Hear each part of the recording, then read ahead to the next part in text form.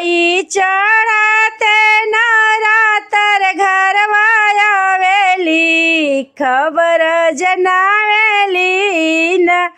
माई चढ़ाते नवरातर धरती आवेली, खबर जनावेली न।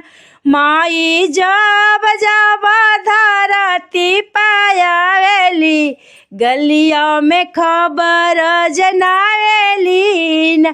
पहिला ही डोली उतरे मालिया के बाग में, पहिला ही डोली उतरे मालिया के बाग में। माई मालिया से गजला गुछावेली, धरती पे आवेली न। माई मालिया से गजला गुछावेली, धरती पे आवेली न।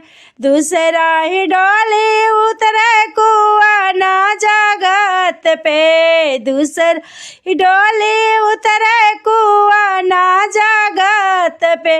माई को हरिन से चरण धोवावेली, धरती पे आवेली न। माई को हरिन से चरण धोवावेली, धरती पे आवेली न।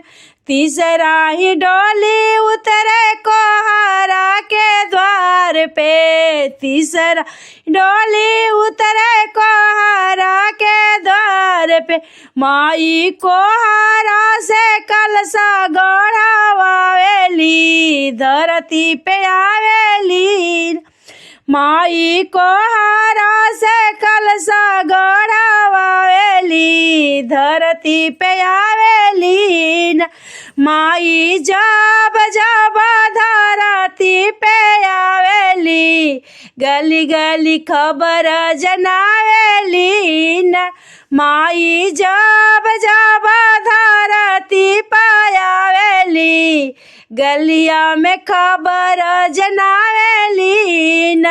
उताही डोली उठ बाजा जावा दुकान पे, चौथाही डोली उतर बाजा जावा दुकान पे।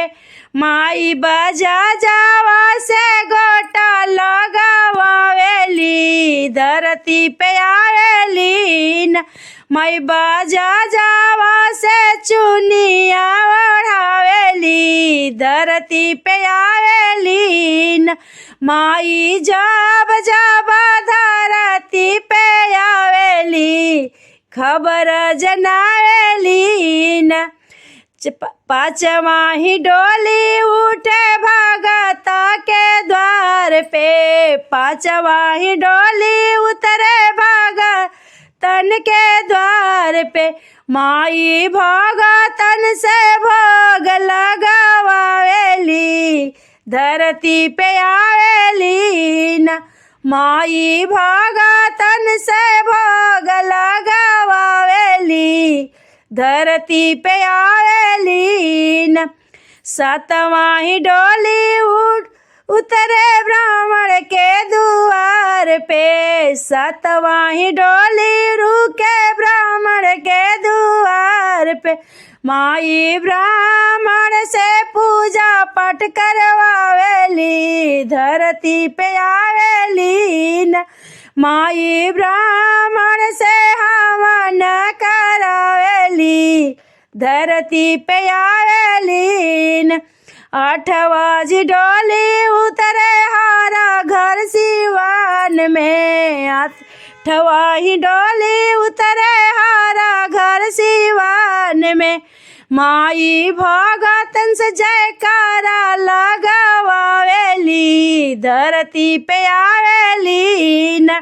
नौवा ही डोली उतरे भगतिन के द्वार पे, नौवा ही डोली उतरे भगतिन के द्वार पे। माई भगतिन से पचरा सुनावेली, धरती पे आवेली न। माई भगतिन का पचरा त सुनेली, धरती पे आवेली न। माई जब जब धरती पे आवेली खबर जनावेली न माई जब जब धरती